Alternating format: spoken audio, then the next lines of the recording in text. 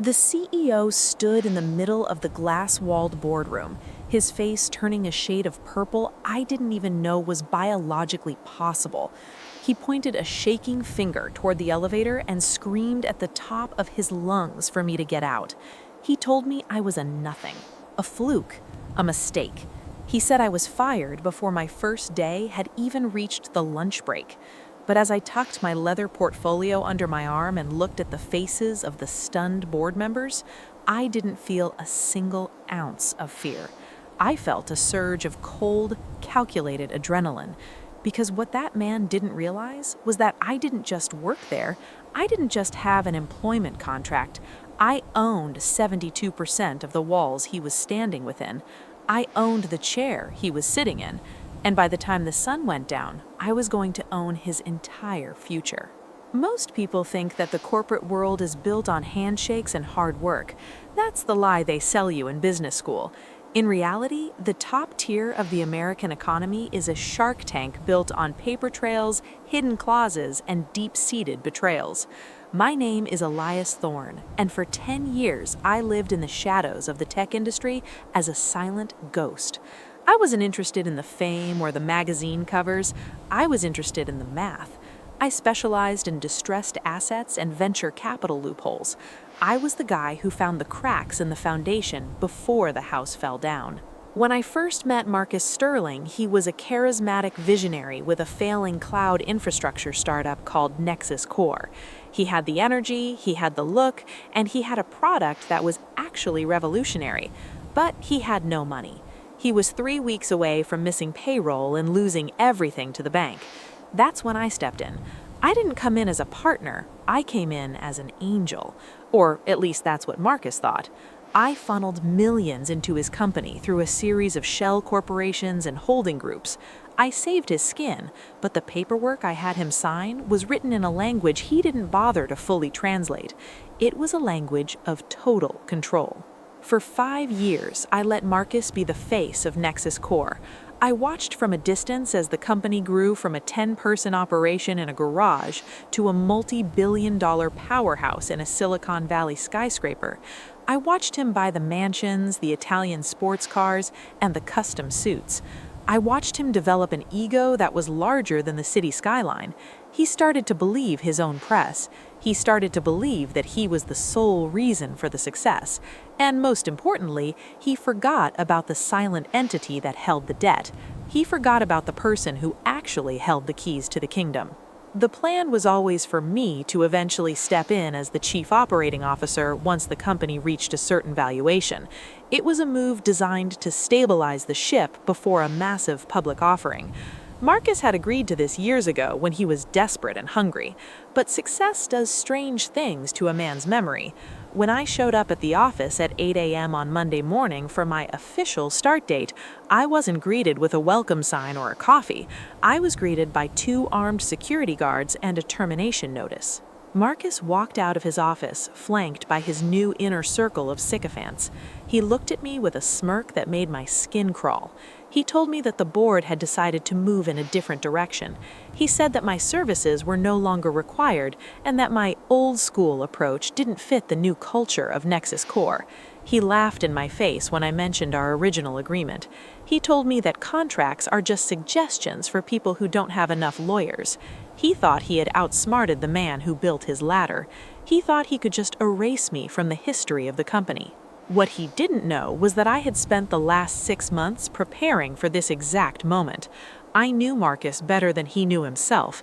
I knew his greed would eventually outweigh his loyalty. I knew he would try to cut me out once the numbers got high enough. So as the security guards escorted me toward the lobby, I didn't put up a fight. I didn't beg for my job. I just checked my watch. The markets were opening in exactly 12 minutes, and Marcus Sterling was about to find out that the man he just fired wasn't his employee. He was his landlord, his creditor, and his new boss. I walked across the street to a small, nondescript coffee shop and opened my laptop. My fingers flew across the keys, triggering a sequence of events that had been programmed months ago.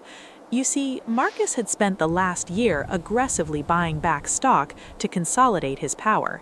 He thought he was becoming the majority owner, but he was buying that stock using loans backed by the company's intellectual property. And who held the notes on those loans? A company called Thorne Holdings, a company that was currently sitting in my pocket. By 10:30 a.m., the first cracks began to show. The legal department at Nexus Corp received a formal notice of default. Marcus had missed a technicality in the debt-to-equity ratio clause because he had overspent on a failed acquisition in Europe. Normally, a bank would give you 30 days to fix it, but I wasn't a bank. I was a creditor, and my contract stated that a default of any kind triggered an immediate conversion of debt into voting shares. While Marcus was likely in his office celebrating his victory over me, the digital landscape of his company was shifting beneath his feet. My 40% stake suddenly jumped to 55%. Then, through the activation of the control clause tied to the missed European payments, it climbed to 72%. I wasn't just a shareholder anymore. I was the absolute majority. I owned the board. I owned the CEO seat. I owned everything. But I wasn't done. Revenge is a dish best served in front of an audience. I waited until the noon lunch hour when the entire office would be buzzing. I walked back across the street past the same security guards who had kicked me out 4 hours earlier. They stepped forward to block my path, but I didn't stop. I simply held up a single piece of paper.